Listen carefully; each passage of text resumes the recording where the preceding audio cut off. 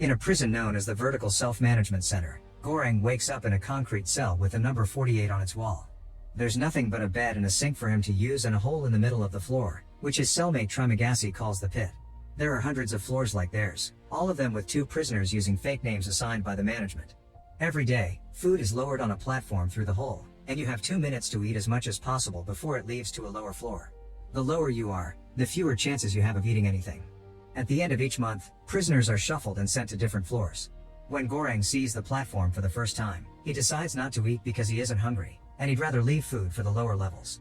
After eating as much as he can, Trimagasi spits on the table, knowing people above probably do the same. Goreng decides to keep an apple for later, but after the platform leaves, the cell begins to feel extremely hot. It turns out that keeping food is forbidden, so Goreng has to get rid of the apple or they'll burn to death. This makes Goreng think about the interview he had before entering the place, when he had to sign a paper accepting the fact he can't get out until the agreed period is over. Every prisoner has a choice to bring one item with them, and Goreng chose to bring a copy of Don Quixote. Goreng came here voluntarily. He'll spend 6 months in exchange for an accredited diploma. The next day, Goreng refuses to eat again when the platform comes, and Trimagasi thinks floor 48 is wasted on him. Goreng asks Trimagasi for his story, and Trimagasi explains it all started with a television ad.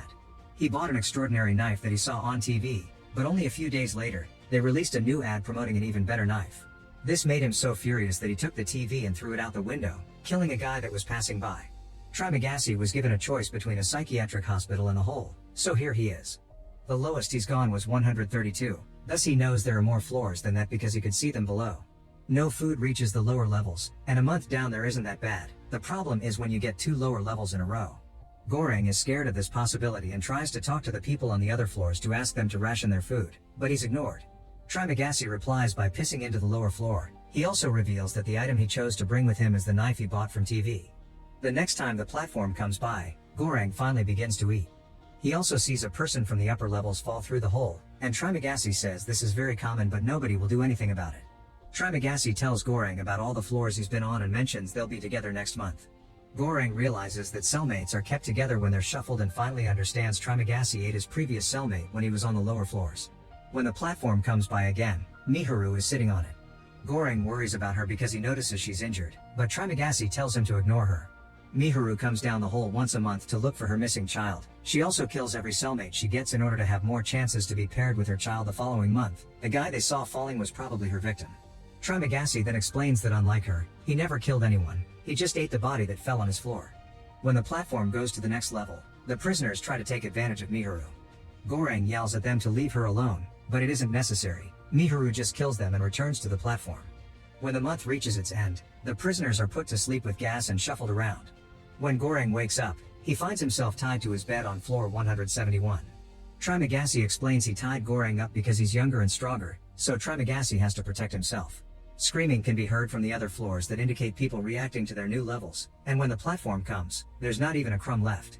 After 8 days, Trimagasi announces it's finally time for him to get some food. Ignoring Goreng's pleas for mercy, Trimagasi uses his knife to get some meat from Goreng's thigh, but before he can eat it, the platform arrives, bringing Miharu with it. Miharu remembers how much Goreng worried about her and jumps on Trimagasi, attacking him with his own knife.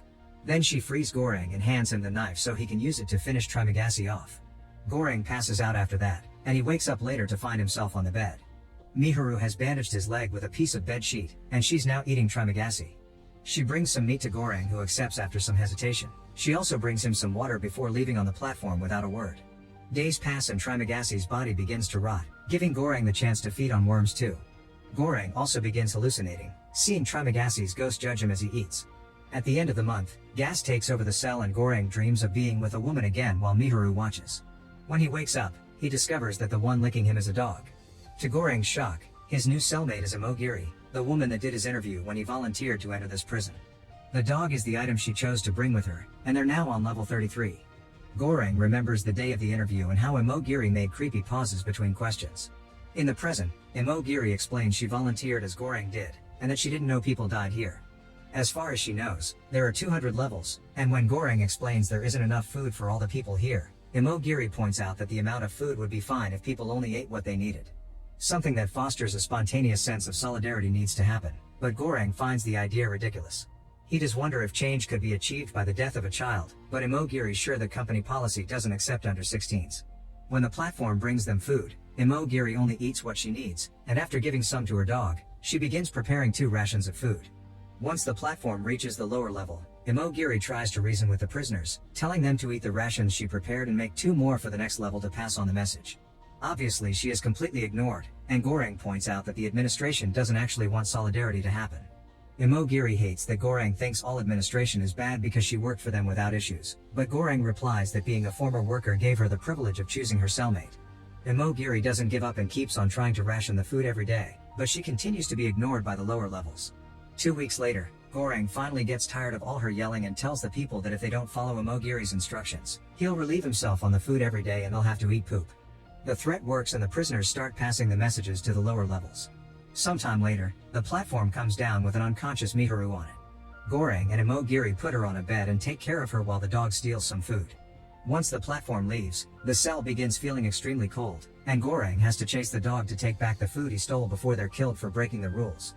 In the evening, Goreng leaves the bed to Miharu and sleeps on the floor, only to wake up to find the girls fighting. It turns out Miharu killed the dog to eat him. The next day, Miharu leaves on the platform. Goreng tells Imogiri about Miharu's search for her child, but Imogiri explains Miharu came alone 10 months ago. She was an actress with no family that volunteered to come just like Goreng. Imogiri sent people down here without knowing how bad it was, and she's been fighting cancer for 3 years. When she discovered she lost that fight, she volunteered to come because she thought she could make a difference, but she doesn't care anymore. On their last day on floor 33, Goreng tries to make Imogiri eat something because they may not have food tomorrow, but Imogiri is too depressed to leave the bed. The next morning, Goreng wakes up to discover he's on floor 202, meaning there are more levels than Imogiri knew about.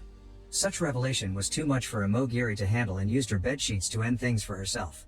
At that moment, Trimagasi's hallucination appears again, wondering if Goreng will eat his new friend. This time he's joined by Imogiri and her dog, who insist he should eat her body. Goreng tries his best to ignore their constant rambling, and he tries to keep himself busy with other things. He tricks his stomach by eating pages of his book, and he takes a plate shard to start counting the days on the wall. Eventually the hunger becomes too much though, and Goreng finally begins feeding on Imogiri while Trimagasi guides him on where to cut. Sometime later, the next shuffle comes and Goreng is pleased to discover he's on floor 6. The person on the other bed is Miharu, who comes after him with a knife, but this turns out to be just a dream. Goreng's new cellmate is actually Baharat, whose chosen item was a rope. Baharat is very excited because he thinks he can climb all the way to the top from here, and he asks the people on level 5 for help. The couple above teases him before accepting to grab the rope, but when Baharat starts climbing, the other prisoner lowers her pants and defecates on Baharat's face. Shocked and disgusted, Baharat lets go of the rope and falls. Goreng catches him just in time, but the rope is lost in the hole. When the platform comes, they have to eat while listening to the prisoners on level 5 get frisky. As time passes, the hallucinations of Trimagasi and Imogiri show up again. Trimagasi says Goreng is doing great because he only has 1 more month to go, and Imogiri reminds him that change never happens spontaneously. This inspires Goreng to think of a plan, and he asks Baharat for help. They should jump on the platform with whatever weapon they can find, and make sure people ration the food so that everyone can eat. Goreng did the math when he was on floor 202, and judging by the time the platform takes to move, he thinks there are around 250 levels, which should be doable. Baharat accepts to work together and they break a bed to use its pieces of metal like weapons. The two of them jump on the platform and go to level 7, where Goreng points out they shouldn't allow the prisoners to grab anything. These people ate yesterday and will eat tomorrow for sure, so they should only start handing out food after level 50, which are the people having trouble. Baharat hesitates because these prisoners are his friends that helped him climb up some weeks before, but as soon as the old man reacts furiously, Baharat sees Goreng's point and begins helping him keep everyone away. The pair keeps going down while threatening people to keep the food untouched. After a few more floors, Baharat is shocked to come across Brambang, an old wise man that Baharat respects. Brambang approves of what the boys are trying to do, but he points out that the administration doesn't have a conscience and won't care if they succeed, but perhaps the workers on level 0 will, so they need a symbol. Baharat and Goreng choose the panna cotta because it's a very luxurious dish and will cause quite an impression if it arrives untouched to the bottom. The mission continues as they keep going down, keeping the panna cotta safe while keeping people away with threats. Once they reach level 50, Baharat and Goreng begin handing out rations of food, and people are extremely grateful. On level 97, they find a sick old man and a mentally disabled boy. Goreng tries to feed the old man some soup, but the boy tells them not to bother because he'll kill the man later anyway to feed on him. The next level only has a body on it, and Goreng guesses this is where Miharu woke up. The platform doesn't stop here because there aren't any living people, which means Goreng's calculations were wrong and there are more than 250 floors. On the following floor, they find two men attacking Miharu. One of them has a sword and the other is huge and burly, so when Goreng and Bharat jump in to help the girl, it is extremely hard to defend themselves. Bharat manages to get his guy first and then he helps Goreng kill the big man, but unfortunately it's too late for Miharu, who is already dead. Goreng wants to mourn her, but Bharat drags him back on the platform before it leaves them behind. The two of them keep going down and handing out food to the prisoners they see, although many floors only have dead bodies on them. Eventually the platform stops at level 333, which seems to be the last one. At first they think it's empty, but there's actually someone hiding under the bed. It's Molly, the missing child. Bharat and Goreng approach the kid, and as soon as they leave the platform, it starts going down again. Goreng asks Bharat to throw the panna cotta into the hole, but Bharat refuses. To their surprise, the room doesn't get hot or cold to punish them, and after lots of hesitation, Bharat gives the panna cotta to Molly. The three of them stay on that floor, and Goreng keeps being haunted by Trimagasi, Imogiri, and now Miharu as well. Suddenly Bharat agrees with the ghosts, telling Goreng that the girl is the message, and when Goreng wakes up, he discovers Bharat died because of his bleeding injuries. The next time the platform comes, Goreng brings Molly with him and they're lowered into floor 0, which is completely dark and empty. Trimagasi appears to tell Goreng to come off the platform because he isn't part of the message, and together they watch the platform go up with Molly, hoping that she will show the abusers above the reality of the situation.